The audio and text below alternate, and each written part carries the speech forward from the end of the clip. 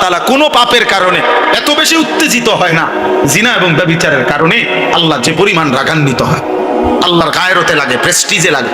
এই জন্য আল্লাহ পাক ইসলামী শরীয়তে তোমার সবচেয়ে ভয়ানক শাস্তি কোন পাপের, সেটা হলো জিনা।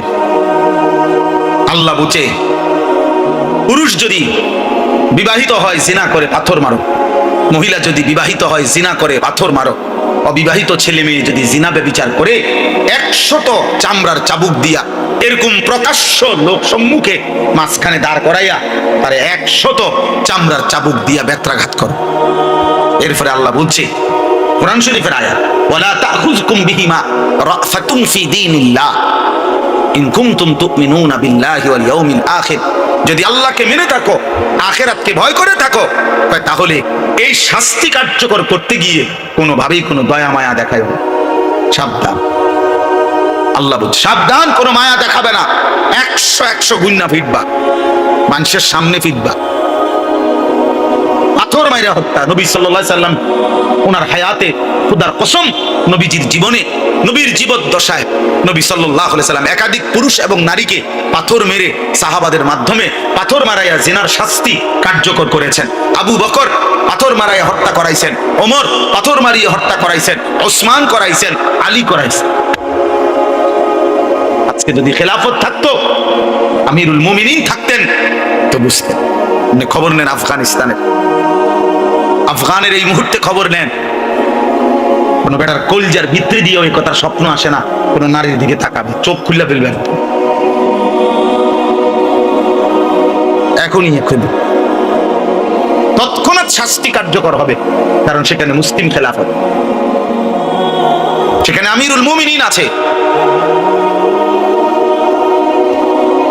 আল্লাহ নবী সাল্লাল্লাহু আলাইহি ওয়াসাল্লাম বলছেন, আমার উম্মতের উপরে শেষ জামানায় 3টা আযাব আসবে, খাসফুন, ফাসফুন, মাসখুন।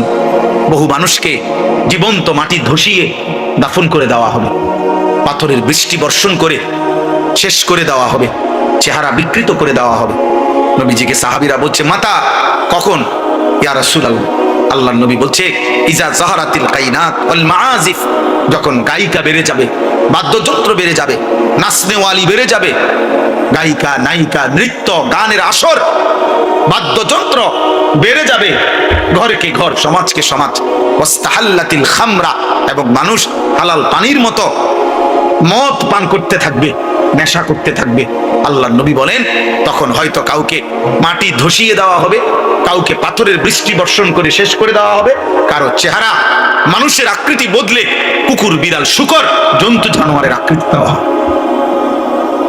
নাউযুবিল্লাহ, নাউযুবিল্লাহ, নাউযুবিল্লাহ। তিরমিজির হাদিস, বিশুদ্ধ হাদিস, বিশুদ্ধ হাদিস। যদি কারো সুযোগ হয় একটু যদি বসলে, তাহলে পিছনের আরো কিছু ভাই দেখবে। দেখো না, তোমরা যদি কাছে যারা আসো দাঁড়ায়া, তোমরা বউ ভাই দেখো যে জুতার উপরে প্রয়োজনে একসাথ করে দেখো বসে, ওখানে তো পিছনে অনেকেই দেখে না। জুতা দুইটা যদি একসাথ করে মিলায় না, তাইলেও বসা, একজনও যদি বসার দ্বারা অন্য আরেকজনের উপকার হয়, সওয়াব পাইবা তুমি। দেখো নওজোয়ান ভাই, আমি তো আর চাপাবার মতো আমার কাছে বুঝ হয় না, যে জায়গাটা তো নাই, আমি কি কমু, আমি আর আগামী কোথায়, জায়গা নাই তো চাচা এখানে। আল্লাহ আমাদেরকে তৌফিক দান করে। অতএব আমি উভয় পক্ষকে বললাম, আমাকেও বললাম, উভয় পক্ষ বলতে বুঝাচ্ছি কিশোর, যুবক ভাই, নওজোয়ান, প্রিয় সন্তান, তোমাদেরকেও বলবো, তুমি তোমার উপরে দয়া করো। মনে করো বাবা, এই পৃথিবীর কেউ তোমার খবর নিল না, কিন্তু তারপরেও তো তুমি একা আল্লাহর সামনে দাঁড়াইতে, তুমি তো আল্লাহরে আড়াল করতে পারতাম, আল্লাহকে তো আড়াল করতে পারতাম। আর বয়স্ক বাবাদেরকে বলি, আপনারা যে যার অভিভাবক, আপনি কমপক্ষে হিসাব মিলাই যায়, আপনার স্ত্রী সন্তান, আপনার অধীনে যে কয়জন, ওদের ঈমান আমলের হালাত কি, খোদার কসম, এটা দুনিয়ায় হায়াত থাকতে কবরে যাওয়ার আগে যদি মিলাইয়া না যান, আপনি কবরে একটা ফিডা মাটি ফুটত, আমি বলবো টাঙ্গাইয়া ফুটবো, টাঙ্গাই। বুড়া মিয়া সুন্দর সুন্দর গপ মারেন, সাদওয়ানে বইয়া বইয়া বন খানার বিড়ি গান, হ্যাঁ শিহুলি কন, হ্যাঁ, কিছু বুড়া মানুষের অভ্যাস, বহুত বড় বদ অভ্যাস। 60 বছর কিন্তু লজ্জা শরীরহীন বুড়া, 60 বছর হওয়ার পরও বিড়ি খায়। এই বুড়া মিয়ার বলতে, লজ্জা বলতে কিচ্ছু নাই বেটা তার ভিতরে। শরম বলতে কিছু নাই বেটা, বেশরম মানুষ এটা বেটা। আপনাকে আপনার নাতিয়ে দেখে, আপনাকে আপনার ছেলে দেখে, আপনাকে আপনার মহল্লার মানুষ দেখে যে মুসলমানের একজন 60 বছর বৃদ্ধ বয়স্ক লোকের থেকে যদি পরবর্তী জেনারেশন যদি আখলাক না শিখে, চরিত্র না শিখে, কিছু না শিখে, তা আপনি কিনতেন 60 বছর ভাত খাইলেন দুনিয়া মিয়া? হ্যাঁ, আপনি 60 বছর বয়সেও এখনো টেলিভিশন দেখেন? 60 বছর বয়সে আপনি বসে বসে গালি দেন? 60 বছর বয়সে আপনি সুদ খান, কিস্তি নেন? কত বড় নিকৃষ্ট অভ্যাস মিয়া, কলিজা পাথর হয়ে গেছে আপনার। 60 বছরে গুনাহ জমতে জমতে কলিজাটা পাথর হয়ে গেছে, পাথর পাথর হয়ে গেছে। মুসলমানের বুড়ো মানুষ তো এই সময়টা কাঁদার কথা, যাহা আমার আর হায়াত, আল্লাহ আমার এতদিন হায়াত দিছে, না জানি আমার কবর কি হবে, না জানি আমার আখিরাত কি হবে। ওয়াকুলুবুহুম ওয়াজিলাতুন আন্নাহুম ইলা রাব্বিহিম রাজিউন। আল্লাহ বলে আমার প্রিয় বান্দা অন্তরে অন্তরে সর্বদা এই ভয় করতে থাকে যে হায়, আমাকে তো আল্লাহর কাছে ফিরতে হবে, হাসরের ময়দানে দাঁড়াইতে হবে, না জানি আমার আমলনামা কোন হাতে জানি পাই, মিজানের পাল্লায় আমার নেকি জানি ভারী হবে কিনা, হায় আমি ফুলসিরাত পার হইতে পারবো কিনা, আমি জান্নাতে যেতে পারবো কিনা, জাহান্নাম থেকে বাঁচতে পারবো কিনা। আপনারা হয়তো অনেক মুরব্বী শুনছেন, পূর্ববর্তী জামানার এক ঘটনা বুজুর্গরা বলে যে পূর্ববর্তী জামানায় এক বাচ্চা ছেলে, 10-11 বছরের বাচ্চা, ওলামায়ে কেরাম অনেক ওয়াজে এটা বলে যে 10-11 বছরের বাচ্চা বসে বসে কাঁদতেছিল। আল্লাহর এক প্রিয় বান্দা বলতেছিল যে হে বাবা তুমি কাঁদতেছো কেন?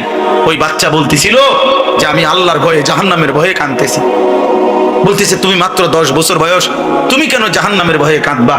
কয় যে আমি আমার মাকে দেখছি, মা প্রতিদিন যে চুলার মধ্যে লাকড়ি দিয়া আগুন ধরায়, মারে দেখছি ছোট ছোট লাকড়ির টুকরাগুলা দিয়া আগে আগুন ধরায়, এরপরে বড় লাকড়িগুলা দেয়।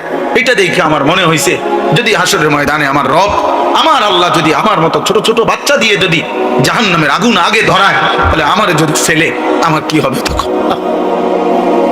10 বছরের মুসলিম বাচ্চা জাহান্নামের ভয়ে কাঁদে, আর 60 বছরের বুড়া বয়ে বয়ে নিয়ে খায়। হ্যাঁ, মসজিদে 30,000 দিছে বেহেশত। হ্যাঁ, আপনি বেহেশত যাইতেন না, কেটা যাইবে? লোক নাই তো, না লোক কই, লোকে তো নাই, বেহেশত তো খালি পড়ে রয়েছে, বেহেশতে জানি না, লোকে তো নাই। মসজিদে 4টা ফ্যান দিছে, 12,000 টাকা, খালাস বেহেশতের বুঝ হয়ে গেছে। বাবা এত সহজ বুঝলেন আপনি, সহজ মনে করলেন। আমি আপনাদের কাছে অনুরোধ করব, এই মসজিদে আজান হবে কখন? 7:15 ইনশাআল্লাহ, অসুবিধা নাই, শেষ হয়ে যাবে আমার 7:15 আজান। তাইলে আমি আপনাদের কাছে অনুরোধ করলাম, আমরা প্রত্যেকে, আমার কথায় রাগ হয়েন বয়স্ক বাবা চাচা, আপনাদেরকে ধমক দিছি না, আপনাদেরকে এটা বুঝাইলাম। আপনার বিবেক কি বলে, আপনার ইনসাফ কি বলে? আপনি পরিবারের অভিভাবক, আপনার থেকে আপনার চোখের সামনে 365 দিন ধরে এক টানা আপনার ছেলে, আপনার মেয়ে একদিনও ফজরের নামাজ পড়ে না, এটা আপনি মেনে নিচ্ছেন কিভাবে? বলেন না রে বাপ, আর কেমনে বললে বুঝো? এটা তো সম্ভব না, এটা তো ইনসাফ না, এটা তো উচিত না। আমি আপনাদের কাছে অনুরোধ করছি, আমি দুই পক্ষকেই বললাম, ছেলেরা বাবা তোমাদেরকেও বললাম, ভাইয়া আমি তোমাদেরকে মহব্বত করি, আমার এটা দাবি তোমাদের কাছে, তুমি তোমার উপরে দয়া করো, আগামী দিনের ইসলামের জন্য তোমাকে প্রস্তুত হওয়া উচিত। তোমরা জানো না আগামীর যুদ্ধ ঈমান আর কুফরের যুদ্ধ, আগামীর যুদ্ধ মুসলমান আর ইহুদিদের যুদ্ধ। দেখো আব্বা, যে কোনো মুহূর্তে তোমরা দেখবা খুব দ্রুত দৃশ্যপট বদলে যাবে, এই সুখের রং তামাশা হয়তো বন্ধ হয়ে যাবে।